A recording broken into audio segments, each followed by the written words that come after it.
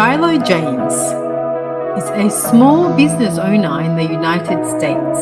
And I learned in that moment that is just a snapshot of what I had to learn that people don't always.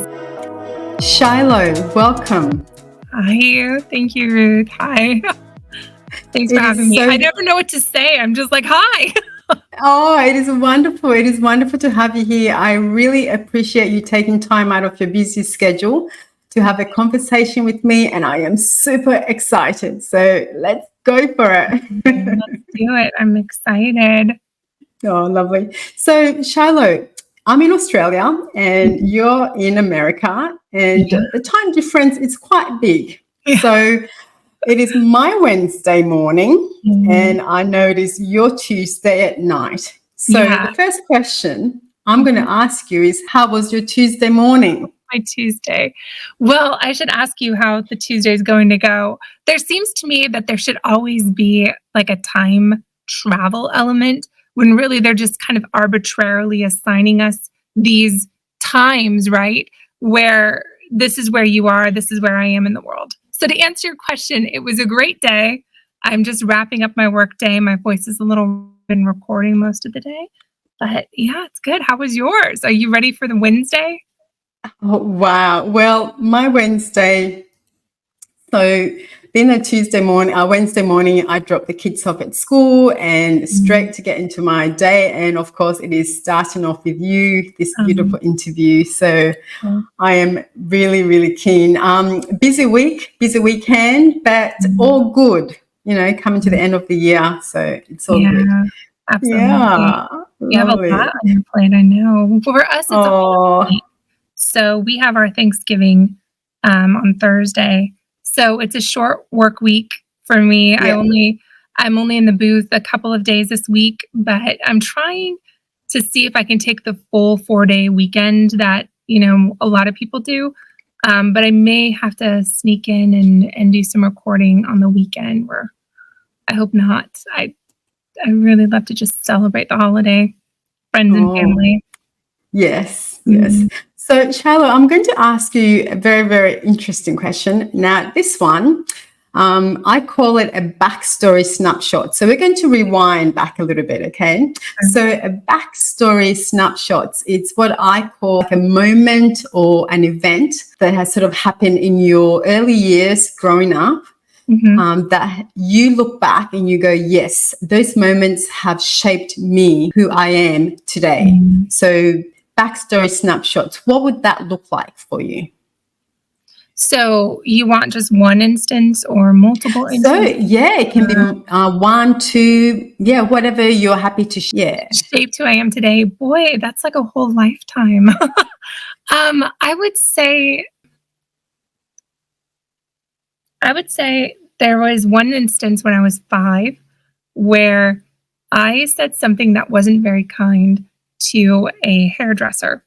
Now, it was a friend of my dad's, and they were just being jocular back and forth and joking like men do.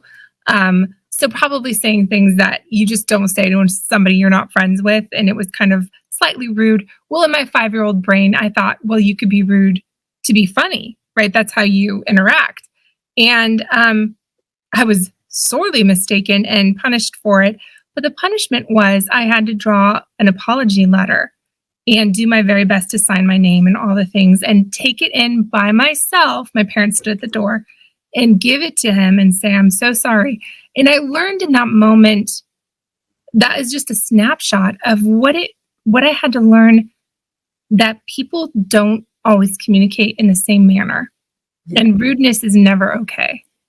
So that really sticks. I still feel the humiliation and the sting of guilt of hurting somebody's feelings, and really never wanting to do that again.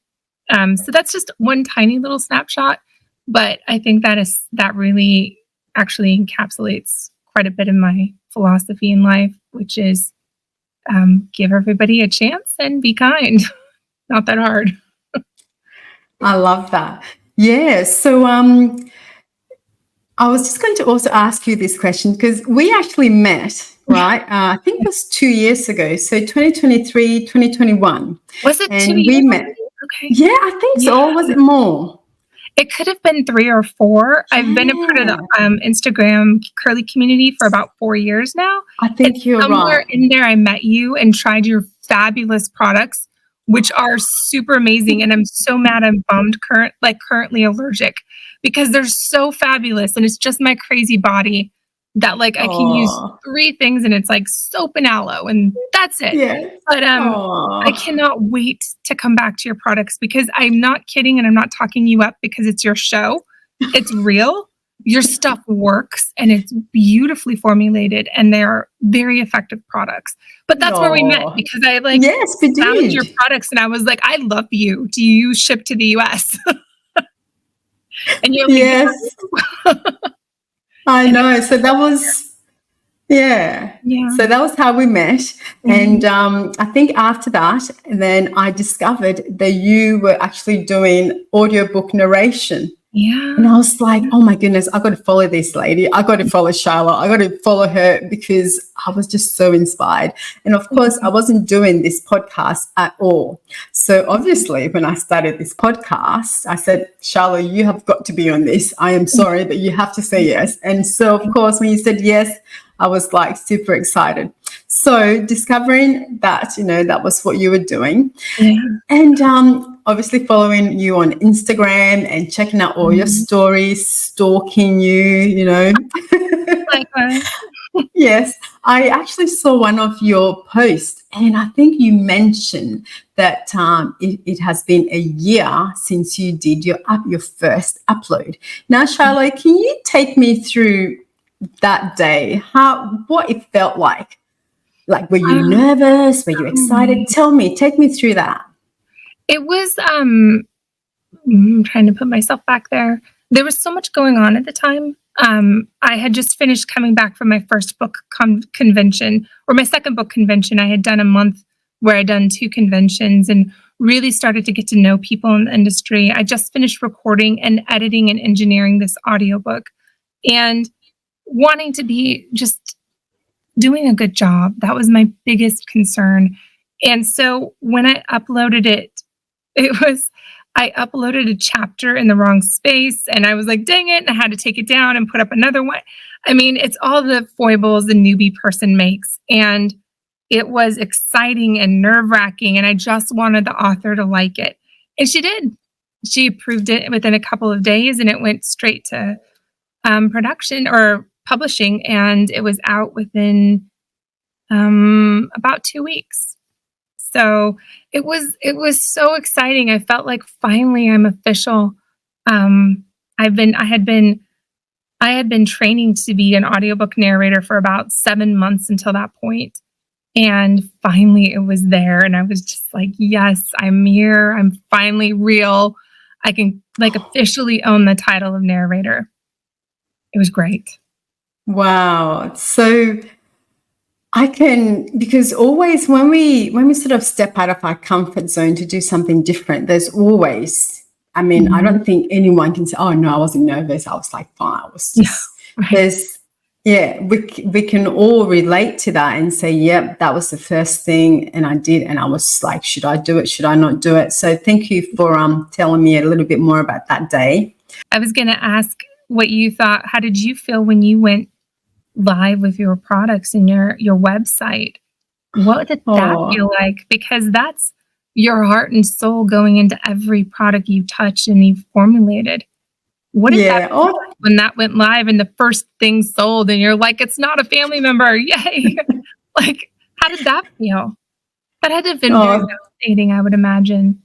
Yeah, thank you so much for asking that because it's really all about you. But I will answer that.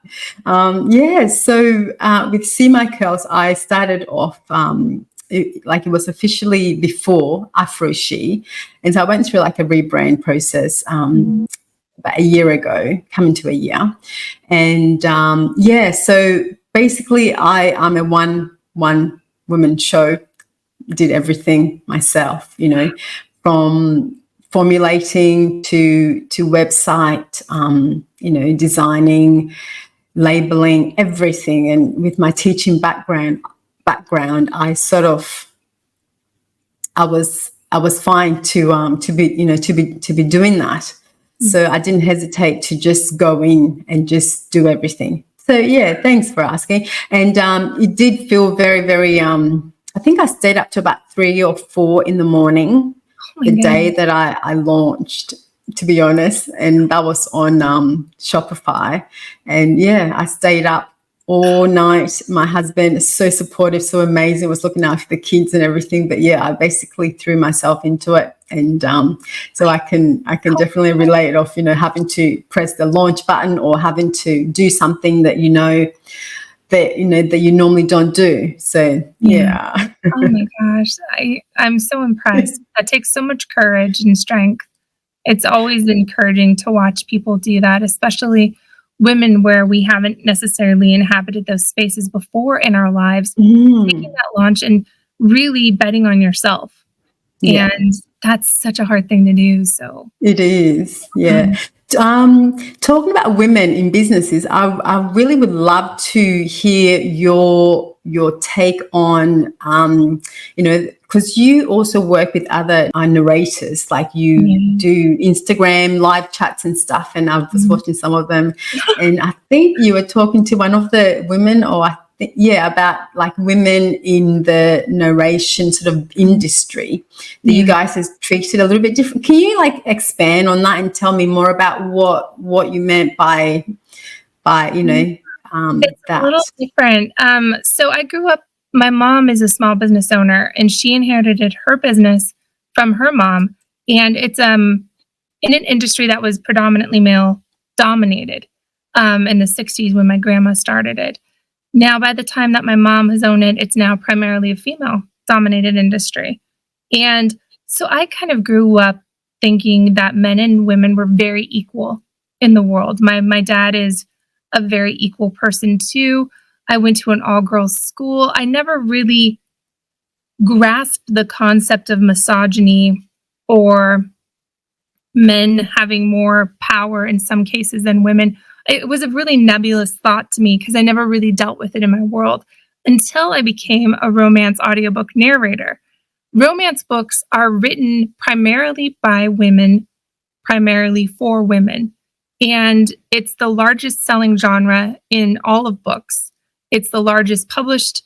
Romance books basically keep the publishing industry alive. So it's a primarily female run oriented business. And I didn't understand really the male female dynamics until I got here because male narrators have so much more pull and sway than female narrators. They are the ones that female audiobook listeners will listen to. And I'm talking about cisgendered, heterosexual women. They want to hear the men. They want to hear the men being sexy and whatever they're going to be doing in the books. Where female narrators usually narrate anywhere from 50 to 70% of the book, the male narrators will get 30 to 40%, sometimes 50% of the book. And women who are listening, audiobook listeners, will talk about the male more. And we're like, okay, but we just worked our hearts out and acted our faces off in this book, but he gets all the credit for showing up. And so it gets frustrating. Now, my male co-narrators are, as a rule, genuinely nice guys just trying to do their job. They're not misogynistic jerks. It's just this pull that ends up happening because the readers want to hear the sexy male talking. They tend to buy books for the man. And then they're very, very harsh in their reviews to female narrators. So our narration has to be so pinpoint good and accurate, and it has to be completely well performed, whereas a man doesn't have to be as good of an actor on the mic. I really recommend that he would be, and he should be, and I've worked with some amazing actors. And again, I'm not saying it's the man's fault. In this case, I would say it's actually women putting women down to get to the men. And I thought, my gosh, I've never experienced this. Not really, because being in an all-girl high school, you didn't really have that clamoring to get attention from a guy or from a boy. So you're just trying to go to school. And so the things you're working for are better grades, not is this boy going to like me more because I'm doing X, Y, and Z better than this woman. So I didn't understand how catty women really can be when you throw a man in the mix that they want in some kind of way for themselves. And so that's kind of what we were talking about when my other female narrator friend and I were giving a conversation. That being said, I believe all of this is very subconscious. I don't believe these women that are reading or authors that hire the males are doing it consciously at all. I think they're just trying to enjoy their books. And there's something systemically drilled into us to critique the female more, because we tend to identify with the female lead character more than we do the male main character. So if we identify with the female main character, we're constantly picking ourselves apart. So we're going to pick apart the female main character. And by default, we're going to pick apart the female narrator. So it's really complicated sociological, psychological phenomenon that I didn't understand until I was in this industry. And not for a moment do I turn to my male narrators and go, you're a misogynistic pig, because it's not true. It's just not. And so it's just this way where I'm trying to bring that consciousness to the female romance listeners to just take a step back. Really focus on what is it that you're trying to say when you're doing something negative. Like, why don't you like the female main narrator? Is she truly bad, or does she activate something inside of you? So anyway. Nice. Yeah. Well, I mean, it's kind of controversial, so I probably shouldn't talk about it, but it is something about behind closed doors. So it's something I think that should be talked about in front too. Definitely. And men are aware of it as well. And they do their best to balance it out as much as they can. But really, we're all just trying to do our job. Yeah. Yes, for sure. Yeah. And I guess I can go on to this next question, or more like a statement and then to a question. So I know you have narrated, and congratulations, by the way. Is it 12 audiobook narrated by you on Audible? And so fantastic. Thank you. Yeah. Like 14 actually. They're just not released yet. So okay. They're actually 14 or 15, which isn't a lot yet, but it's a good amount for my first year out the gate. Yeah. Yeah, fantastic. And so I was going to say, with that, having to, because I think I went onto your website and then I followed the link onto, to there. So. No, it looks very, very impressive. So well done.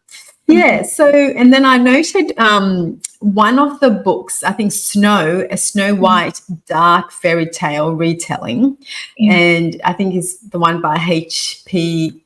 Mallory, and I think it goes for 9 hours and 10 minutes. Now, that is a very, very long book to narrate. Can you tell me the processes that that you went through for that particular book? Well, that was my first book. That was my first book out. So for that one, it's a special kind of book. It's not actually very big. If you saw it, it's about this thin. But the length of the audiobooks definitely go longer, because we're not just reading it, we're performing it. So I single narrated that book. And it was a fun adventure. It's not necessarily a book I would have picked up before I got into this industry to read for fun, but I enjoyed it. And the trick on that one, because it was a single narration, I had... All right, now quickly, if you are watching my channel, Small Business Owners Secrets to Success, and you have not subscribed yet, please, please, please, can I ask you to subscribe and share, like and comment if you can do that, because it really, really helps me a lot, and it helps spread the word of how small business owners can be supported. So be sure to do that, and thank you once again. Back to the podcast. I had to play male POVs, meaning I had chapters where I had to narrate the whole thing in a male voice. Not only that, I had 3 main male characters. So I had chapters where I had to make sure that this male voice was differentiated from the chapter before. And then when all of them would have conversations, I had to make sure. So it was a bit of a challenge. I don't recommend having a male narrator or female narrator narrate all the POVs. It's much easier when you do dual narration where you have a male narrator narrating the male POV chapters and you have a female narrator narrating the female POV chapters. It's just easier on your throat. It's easier on your psyche. But it was quite a lot of fun. And so what happens in the course of narrating a book is that I will prep the book.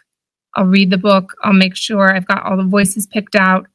I've got the word count and the chapters and pages all mapped out in sheets. And, I get really specific about what I'm doing for prepping the book.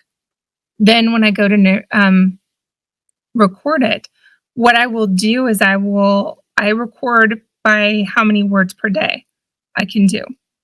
And so I will map out in a sheet, in a chart that I have, how many chapters that means for the words of the day count.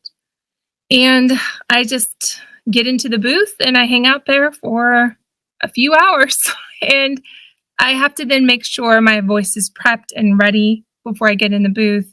I'm drinking a lot of tea, a lot of water. Being hydrated is very important. I have a naturally creaky, vulnerable sounding voice. So I don't try to get rid of the creaks. It's just not possible with my voice. And I get hired for it because I sound very young. So I get hired to sound like a 20-something-year-old or a 19-year-old who's in a vulnerable situation. And so a lot of times what I'm just trying to do is get my voice as smooth as I can, in the sense that I'll drink like a lot of licorice tea, drink a lot of water, and keep that going throughout the day.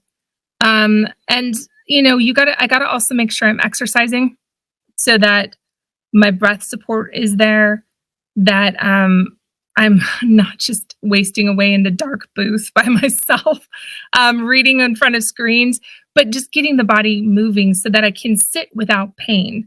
I don't know if you know this or you've experienced it, but if you sit for too long, it starts to hurt. So I have to make sure I'm up and I'm moving around. So there's just so much that goes into recording. I mean, so much, including the acting, and the acting is the biggest component. So once I have my voice worked up, once I've got, my body feeling loose and limber, I now then have to sit down and perform.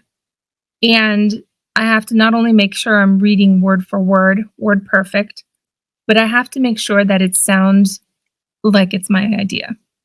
Yeah. So my acting background and training comes into play, and that's the fun part. But some days they're like today where I'm just like, oh, I hear my mouth now noises. Oh, I can't. And mouth noises are something you try to hide, which the average person doesn't necessarily hear. But because I'm in a mic and I can hear it's like clicking and it's nasty. I'm not a fan. So I end up, it kind of sometimes pulls me out of the moment, which is problematic. So I got to make sure I'm making sure my mouth is still well lubricated so that I can perform and not be focusing on what I sound like. Did that answer your question? That was a really roundabout way. No. Fantastic. Because really, I just like you to go into detail as much as possible, because when other people are listening as well, they might be wanting to do something similar to what you're doing. So to have more information is fantastic. So thank you for that. Yeah. I would recommend that if people do want to go into audiobook narration, to definitely make sure you get acting, because that is the biggest component of what I do. I would consider myself an actress. I just sit behind a mic and read words all day as well. Yeah. But there's so much that goes into that. Like I said, I was training for 6 to 7 months before my first book. And that was already with decades of training of acting.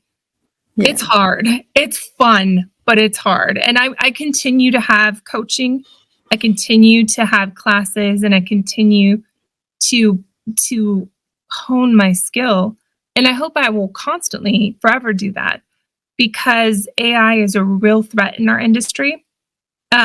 We have too many companies offering authors AI narration, which sounds nice and easy, because they can get, for $1,000, they can get their whole book narrated by a machine, and they don't have to worry about casting or anything like that. It's cheaper, it's easier. Boom, you have something in audio, but it's emotionless. It doesn't actually hold to the words, but it's a real threat. So the more emotional and the more real we are on the mic, the more our jobs are secure. Yeah. So this is a great bit for me to divert onto the hashtag human voices only. Yes. So tell me more about that, because I was watching that on Instagram, and of course I straight away liked it before I even heard what it was about. So can you please tell me more about it, and how you and some of your other collaborators or active friends, colleagues on Instagram got this going? Yeah. So it started on TikTok, I believe, with a narrator, Samantha Norbury. She came up with this great idea where she asked authors to send in an emotional line from their books, and she would narrate them. She then asked all of her narrator buddies and tagged in people on social media to do the same. I immediately jumped on it because I think that's a really great way of showing why you want to pay and why you want to get books by human voices and not by the AI. And there's a company out there right now that's trying to mix the two. Bad idea. Pardon me. But I jumped on it, and thankfully I had 20, actually I had more than 20, but I had to cap it. I was really grateful. I had 20 authors reach out and give me lines that were very, very emotional. And they weren't authors I knew. A couple of them were my friends, but for the most part, they were authors that found me on social media and vice versa. And it was a great way for the community to just band together and to show that humans are really the only ones that can bring soul into art, and how important art is. Pardon me. I'm telling you, end of the day, all the things. So for us, it was such a great experience. And I'll tell you, the first video I released, I had 3 videos in one, because like I said, I had 20. I was not going to put up 20 videos all day. I ended up putting 7 because I had 20. Anyway, the first video I put up, it was the least engaged video I have ever put up on Instagram, on Facebook, or on TikTok. And I thought, oh, I see you, machine, fighting back.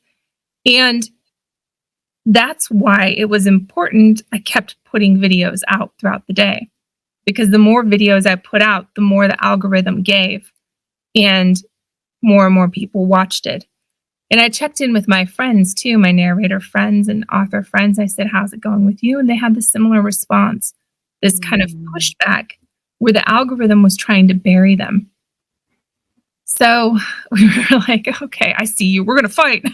Yeah. So, and it was really touching to see how many authors were really excited to hear their words for the first time voiced. And it meant a lot. And, narration isn't a cheap business. Making an audiobook isn't cheap. There are varying levels of cost. That's life. But by showing people investing in human voices is better than trying to get the bottom line by putting an AI voice out, we were showing readers, we were showing authors, this is why we do what we do. Yeah. And it's art. You can't make art from a machine. You can make pretty things, but you can't make art, because art is human soul. It's breath, it's words. So that's what we did. And it was really a success in the end. Wow, that is fantastic that you persisted, because obviously it was something very new, and it was good that you guys, band together to make it happen. And I went and looked at the hashtag, and there's like, whoa, loads and loads of narrators who basically had, they show their passion and their love for what they do. So sometimes you sort of have to work together and just let things be out in the open. So that is really good. And so social media, every small business owner, we all have to go through this very fine, narrow sort of journey, and sometimes it can be very stressful, sometimes it can be very rewarding, and of course in between as well. So how have you found your social media aspect, especially for your business? Has it been a positive experience or a negative experience? Can you tell me a bit more about that? That's a great question, actually, because it is. I think it's the monster we have to love, because we know social media can be so damaging and can be all these really horrible negative things. But as business owners, and people that have to live in the 2020s, social media is very much a part of our lives. And I think if I hadn't been a part of the curly community and been so active over there for so many years before becoming a narrator, I feel like social media would have been more daunting to me. What I found when I was a part of the curly community was a true community. I made real friends, and it's a real space to just be yourself, where you're starting with a subject that a small portion of people are going to care about, and that's curly hair. But you all love all kinds of curly hair, and so there's something to talk about. And I would end up having conversations with people from all over the world, as seen, about everything from religion to politics to daily life things, and seeing how much we didn't have in common through this one thing we had in common, which made us the same, if that makes sense. So all these things that should have separated us, that we would never have met, we were bonded through this one thing. So really learning, just by documenting curly hair every day for like a year, I learned that in business, to put my social media out there, to put myself out there as a narrator, I could only do it on social media if I actually liked what I was talking about, if I actually cared about it. And I didn't want to do it in a way that other people were doing, in the sense that there are some, conventions you adhere to, that everyone can kind of see, and hashtags you all use. But if I don't come and approach my social media with my voice, and I don't mean quite literally, although in this job it is quite literally, but with the way I want to just talk to the world, then it can be very depressing and very constrictive. And that is not life-giving or joyful for me. So I don't have thousands upon thousands of followers yet. And I don't necessarily need that. For me, I'm more about quality of engagement. And quantity, I find, comes with the quality of engagement. So social media, while a tool, is also where I get to talk to my coworkers.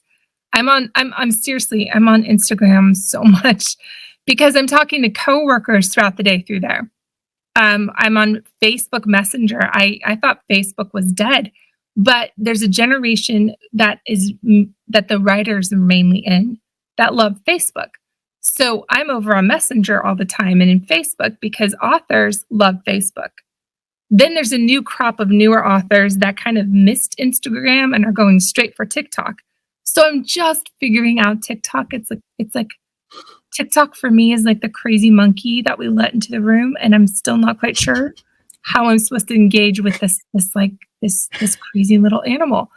But again, I think it's generational, and so I'm learning and I'm having fun over there. Once I figured out you just show up and be yourself still, that's all people really care about, then that's great. I'm not trying to be a millions of followers content creator.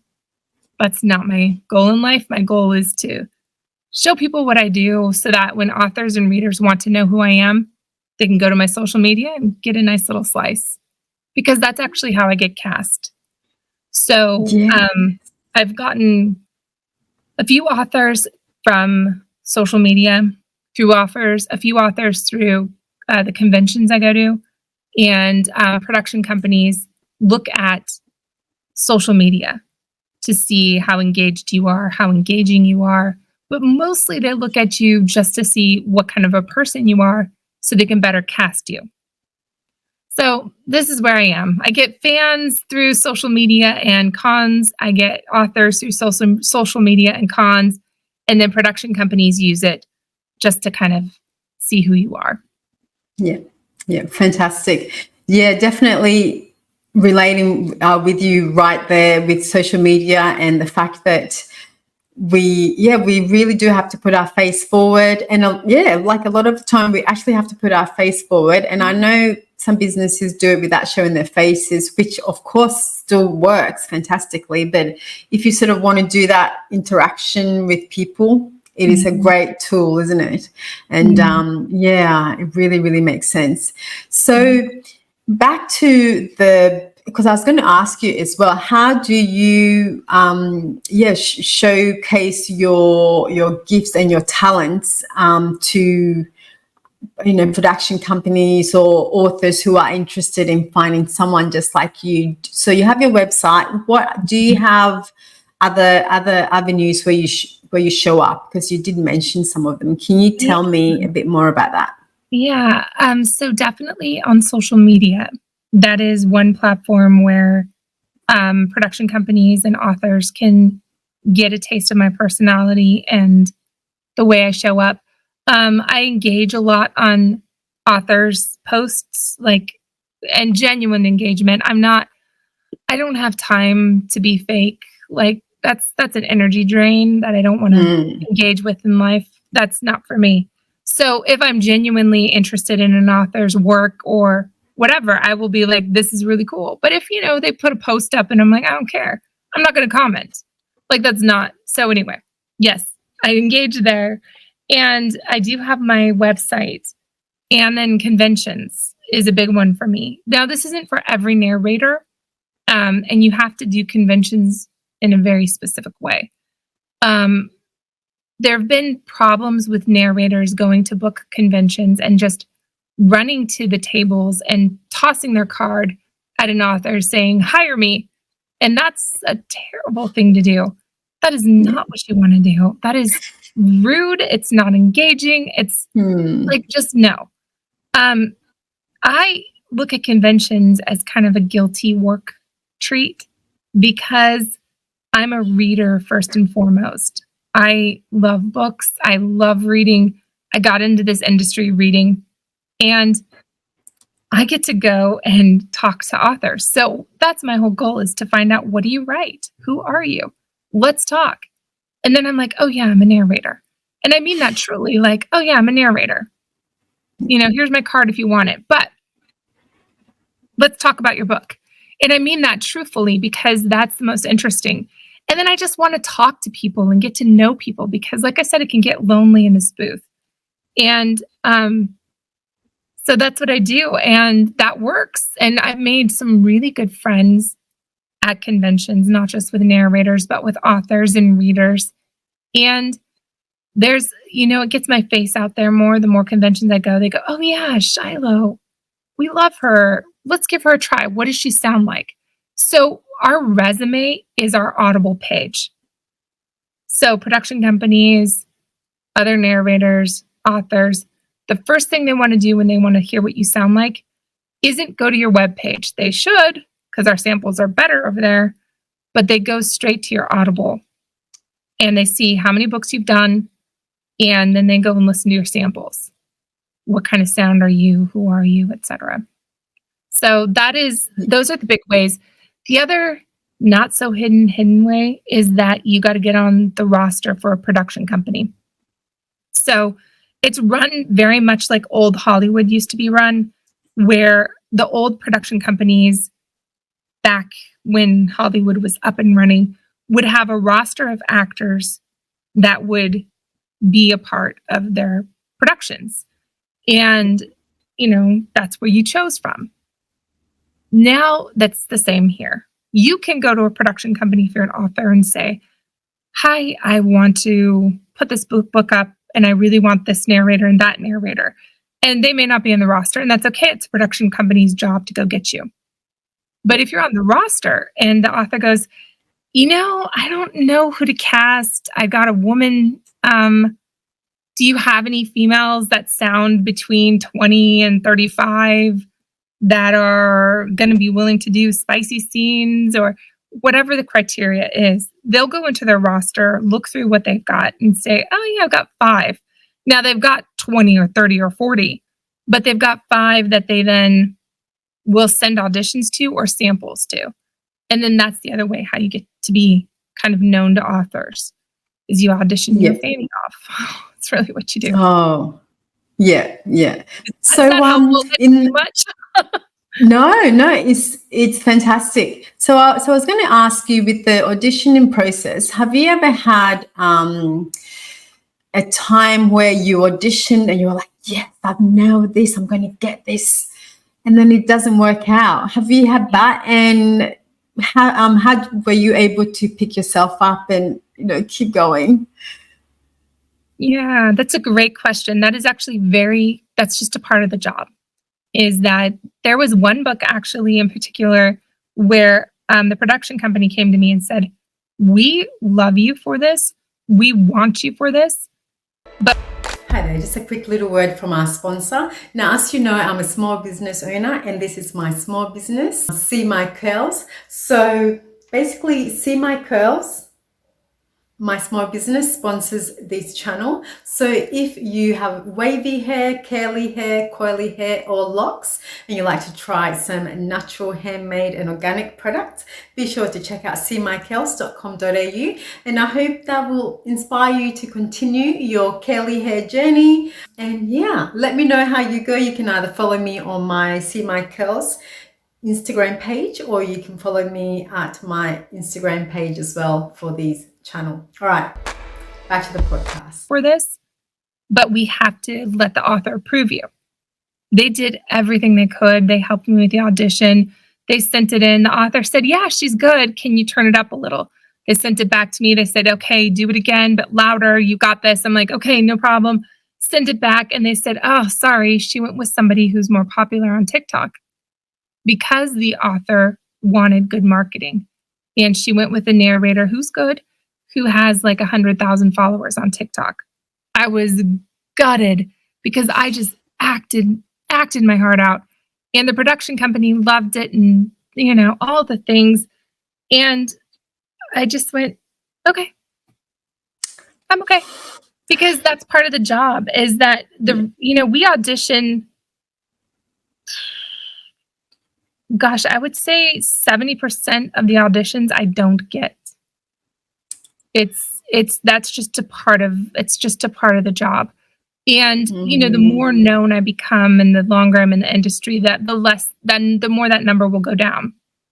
But it's just a part of the game. And so a couple things that helps is that I have very good friends that are authors, and I say, well, I didn't get X, Y, and Z book. I really wanted it. I'm kind of gutted. And they go, you probably weren't picked not because you're not a good actor, but because your voice just wasn't what they heard in their head. And I was like, oh, yeah. And that helps. So after you get rejected a lot, you just kind of go, okay, I wasn't what they heard in my head. And then I'm one of those people that's genuinely happy for my friends when they get roles. And I'm genuinely happy for authors when they get actors that they really love in those spots. So I think it helps for me because the love of audiobooks drives me, that it doesn't hurt as much when someone doesn't pick me. I'm like, oh, nuts. I wish I had gotten that, but okay. Next audition. So it's the life of an actor, whether you're on stage in front of the camera or behind the mic. Yeah, yes. That I love that you're being very, real and honest, because we all know there are, challenges, ups and downs with our small businesses, and the fact that sometimes we put in like 200%, and sometimes we only get like 20% back, and it's just like, damn, what's Yeah. going on? Yeah. So yeah, but and then I love to go into this next thing, because on your website, I read that you had, was it 2 decades of illness, and through that you did a number of different hobbies. Was it knitting, quilting? The list went on and on. I was thinking, wow, Shiloh, she is just amazing. So with all that, all that happening, did you have, how should I say it? Did you have like an aha moment during all that to say, no, I am not my illness. I am not going to let this get me down. I'm going to create my own narrative. Love the play on words. Well done. Pardon me. No, I didn't.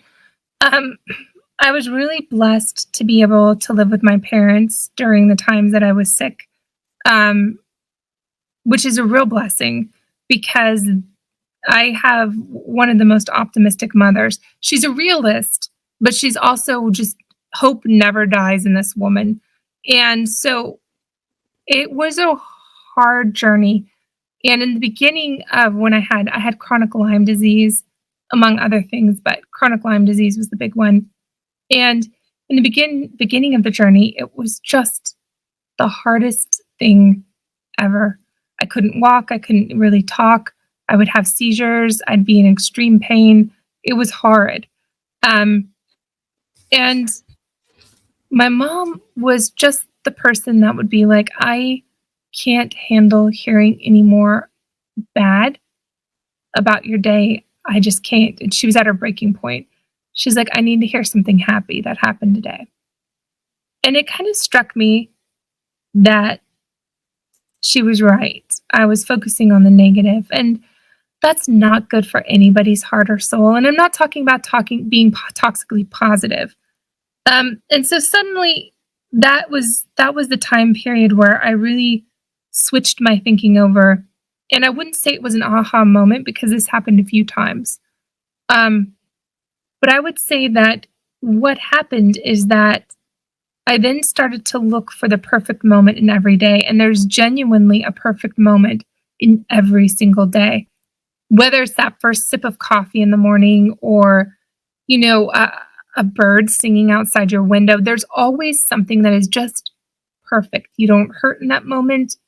Your emotions are neutral. Everything around you is just perfect. And it might just be this quick, or you might be lucky enough to have it stretched to 5 or 10 minutes. And those were the moments that helped me cling to hope. So when I was hooked up to an IV for 4 hours a day and just miserable in pain, I would start to look for those little moments and just be at peace, knowing that those moments they're not gone. They constantly are showing up. So that really helped. I would say a lot of therapy helped, but also I'm a genuinely positive, optimistic person myself. It can be very stressful and hopeless being so deathly ill. So having cheerleaders is important. And that's important even in business or anything that is hard that we do in life, is to have somebody telling us that we're doing well. It's okay. Keep moving. There is hope. There is something at the end of this journey. And I think finding that perfect little moment in each day reminds me of that. And so finally, I've always been a handy person. I'm one of those people that has to do a million things. I just do. I've always been crafty. I've always been handy. And when the pain wasn't so bad, I could crochet, or I could quilt, or I could paint furniture. And so I would. And I just treated it as if it was my job. I'd get up and that's what I'd focus on for the day. And I'd take a lunch break, and, and I might only do it for an hour, but I made sure that I had to get up and shower. I had to make my bed and I had to go to my job, which trained me weirdly to work at home in a booth. So it worked, but I think that's the hardest. At least that's what I've heard. It's one of the hardest things about being a small business owner if you work from home is actually making it a work day and not letting it bleed into the rest of your life or not going to work or, I think moms, like parents, I should say, that have tiny kids experience this as well too, where you forget to take care of yourself. And one of the things I had to learn the very hard way was you have to get up and take that shower. You've got to get up and get yourself put together and dressed and make your bed. And if that's the only thing you do all day, that's okay. But the concept is find the perfect moment, make sure you're not neglecting yourself, then do what you got to do. And so for me, that's kind of how I got through 2 decades of illness. Yeah. Wow. Did I answer the question? I don't know. I went off on a... It's beautiful. It's just a beautiful, story of how resilient that you've been and how strong, you're a very, very strong woman. You're so capable of so many things. So I was just a bit curious, have you narrated, because I know romance genre is your favorite. Well, genre. It's not actually. Do you want to tell me which genre is your favorite and why? I do love romance. I've always loved romance. I've read it since I was a kid. It's probably my second favorite. Okay. But because it's the biggest genre, it's also the easiest to break into as a narrator. Okay. So, and I'm happy. If I only ever narrate romance, I'm fine. I'm happy. Yeah. But actually, my favorite genre is YA fantasy. So that's this week. When I was growing up, it was mysteries and thrillers. And so it kind of flip-flops between YA fantasy, romance, and mystery thrillers. But this week it's YA fantasy. So if I got to read like Harry Potter all day, every day, I'd be happy. All right. But I love yeah. So have you come across a book that you were narrating where a particular character in that book really hits hard home, like it really, really just took you by surprise, and you were like, man, that character is so much like me. That character is like, wow. And so were you able to use that sort of information or energy vibe, to go into that narration process? Yes and no. So yes, Okay. actually every character is me in some way.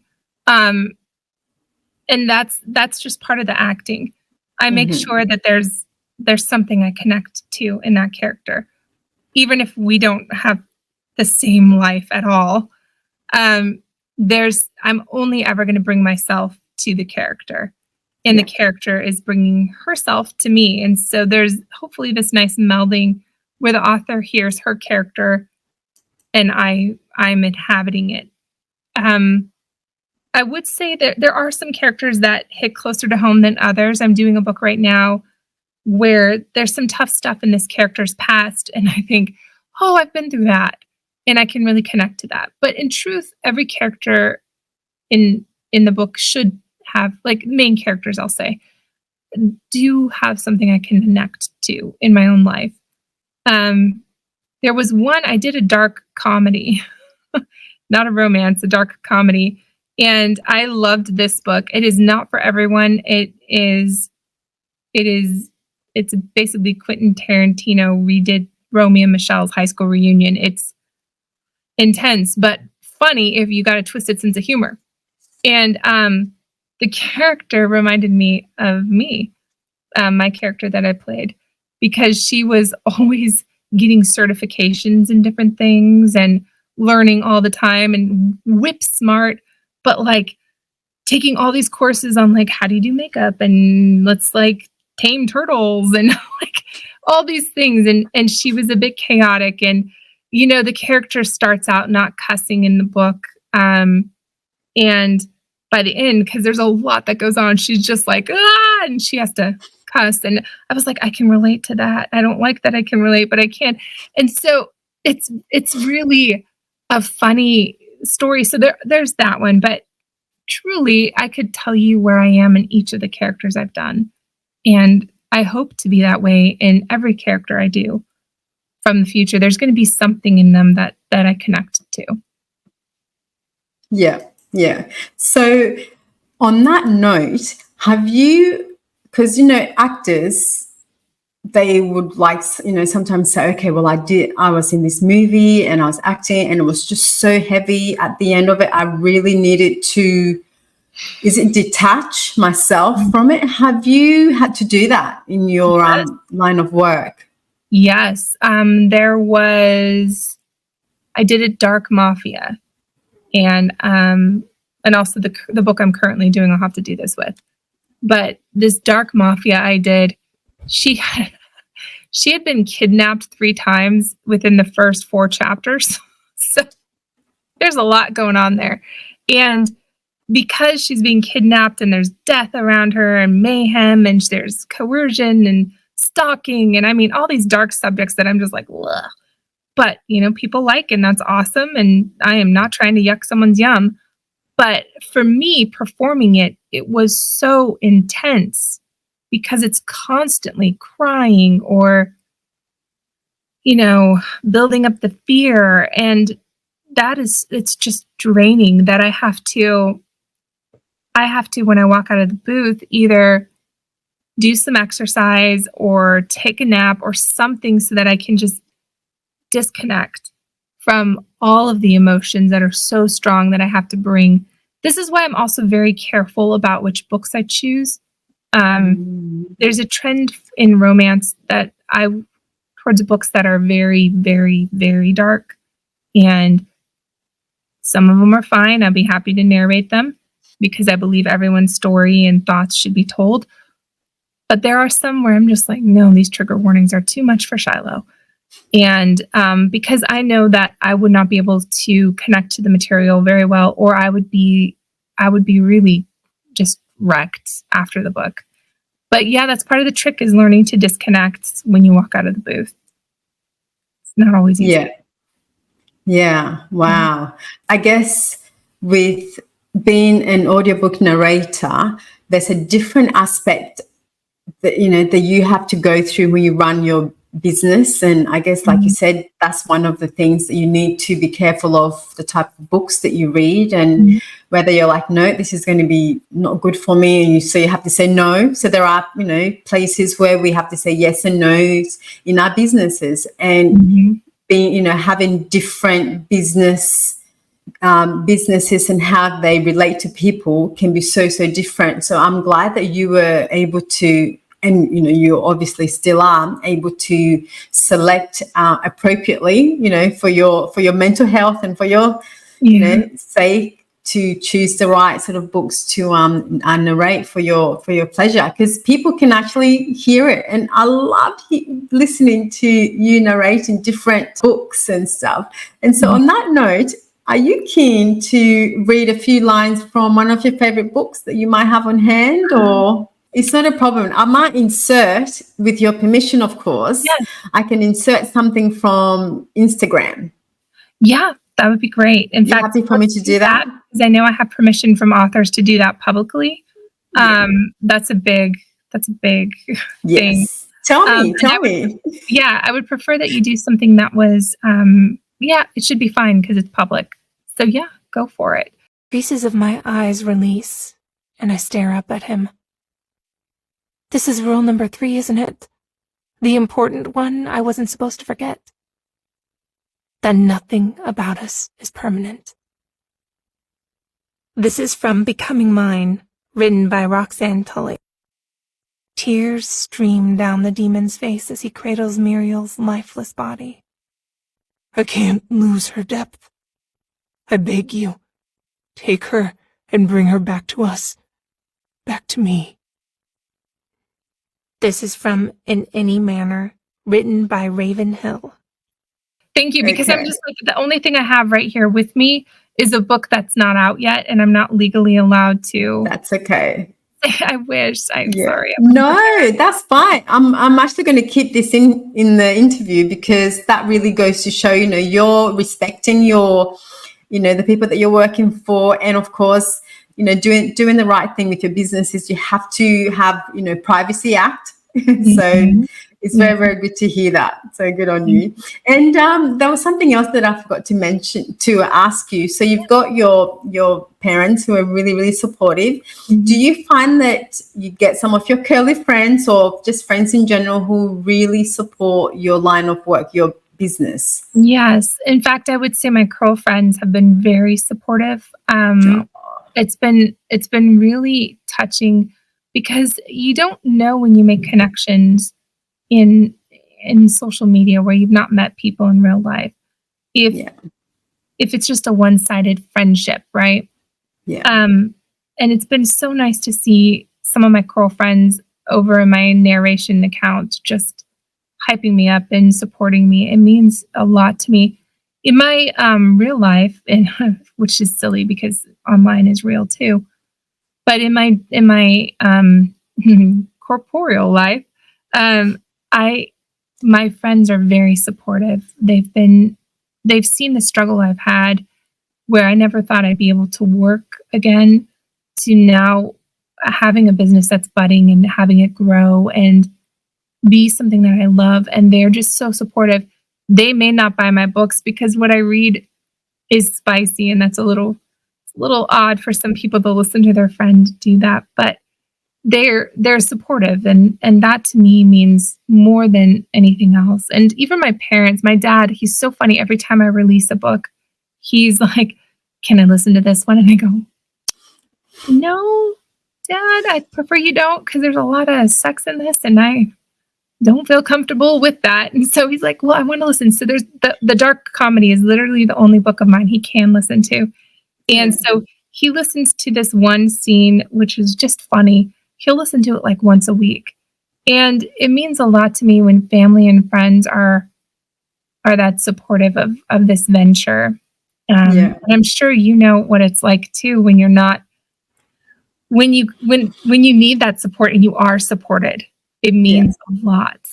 And it just, to me, So yes, I do have supportive friends and family, and I'm just ever so grateful for it. And I hope to be that kind of supportive person as well. Yeah. Well, I can say yes, you are. Well, you lift people up, you lift up, it's, I don't like when people say when you lift people up, you lift yourself up, because it's kind of true, but that's not the impetus for lifting someone up. For me, I love seeing people succeed. I get the biggest thrill out of it. So when people are succeeding, I'm like, yes, you're doing it. It's a genuine pleasure. And it's so funny, because in my job, it could be competitive, because I'm losing out roles to my friends, my coworkers. And that's money. You don't get paid by the hour, you get paid by the job. And, and that's not always the case. There are some books I've done where I get a royalty share, where I get a percentage of the book sales, which isn't always lucrative. Tells you how much authors don't really make.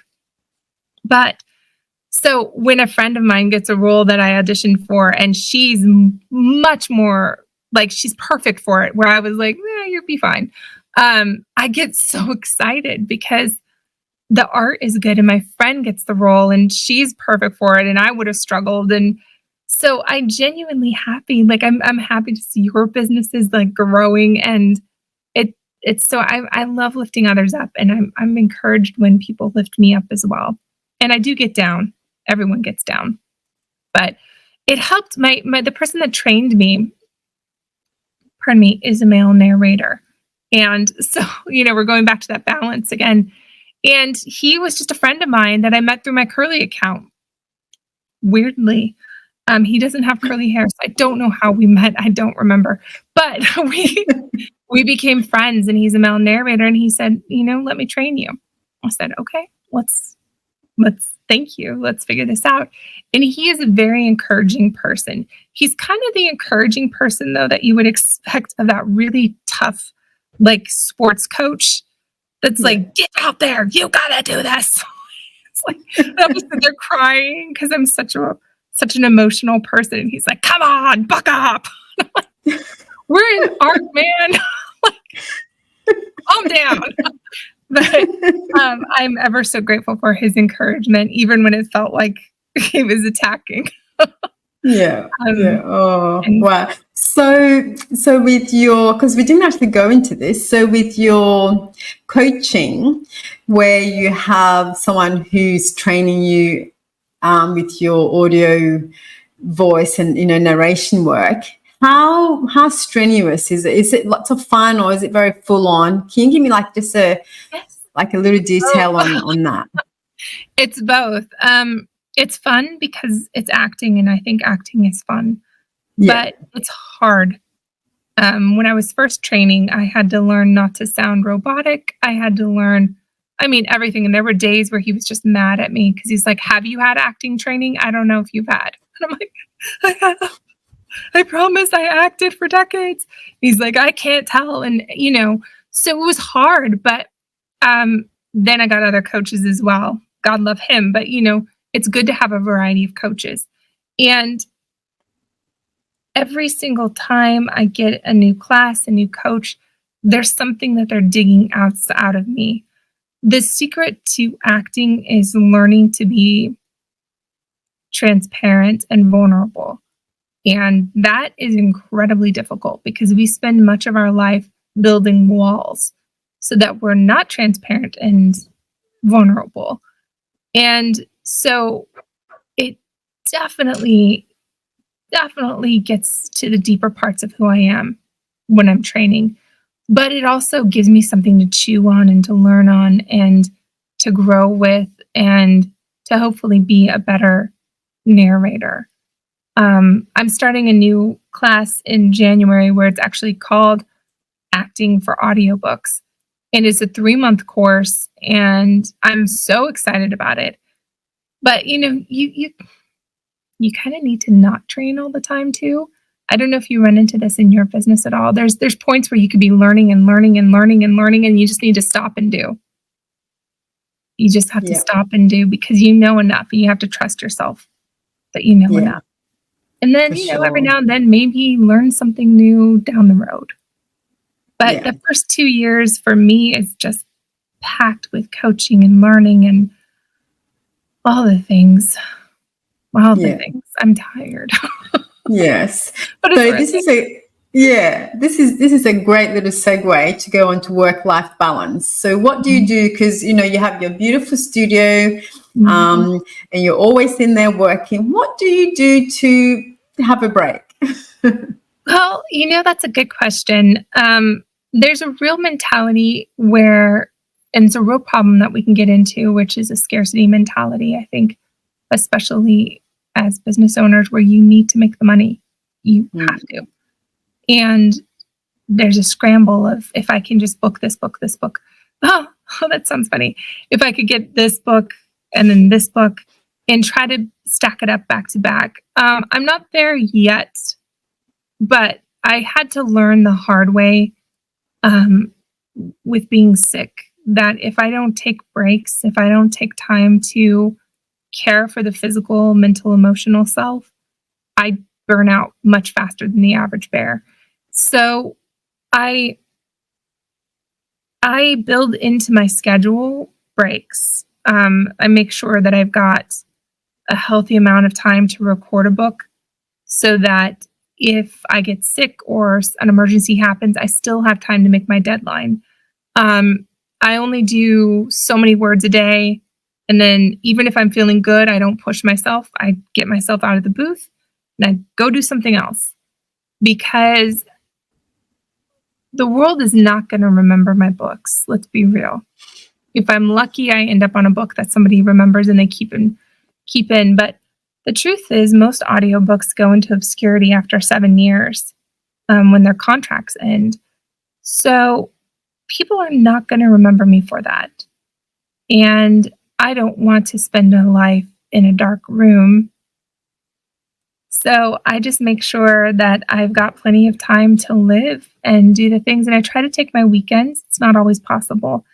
But, I'm still new enough that I'm learning. I have the luxury of being able to schedule some padding into my schedule. Well, ask me in a year. It might be different. But the goal is not to kill myself over books. And it's too easy to get sick overworking. It's too easy, especially when you love it. It's too easy to spend all your time doing it. So I have to make sure that if I'm working on a weekend, I take 2 days off during the week. If I'm, missing something with a friend, I make sure to make it up within that week so that I'm forcing myself to get away from it. Because I love audiobooks and narration, but that doesn't, there's got to be more to life. I got to show more, which is, sometimes just resting. Resting is important. It's good for your health. It's good for your brain. Yeah, for sure. Now, this is a great time for me to move on to this. So I know you're very, very new at doing narration work, and yet you have scored for yourself, is it a Sultry Listeners Award? Well, I'm nominated, so you got to vote for me. Nominated. You got to vote when the nominations come out, because the nominees are so excited. I'm up with a lot of newbie narrators, and it's a real honor because this is definitely our People's Choice Award.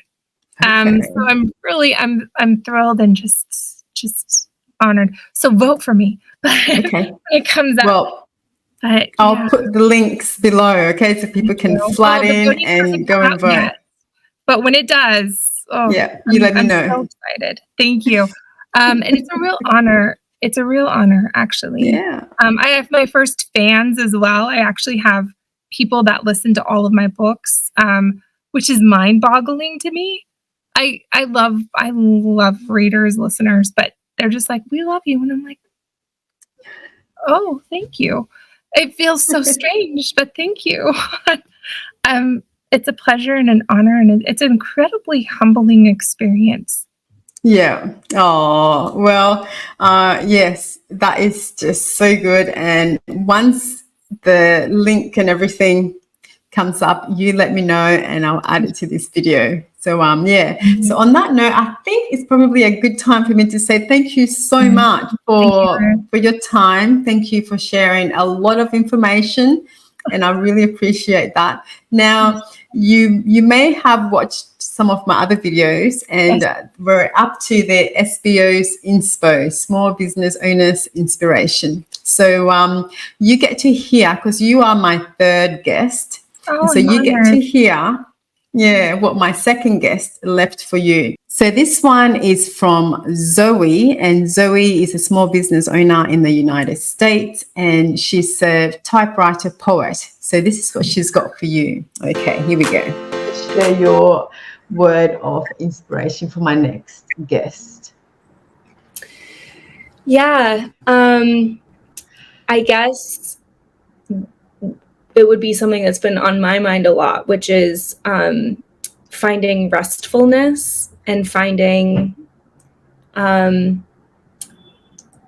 spaces within all the chaos and confusion to go outside in the world and be like, oh, here's the sun and here's some grass and here's some breeze on my skin, and remembering that in all of this, we're just simple beings and mammals.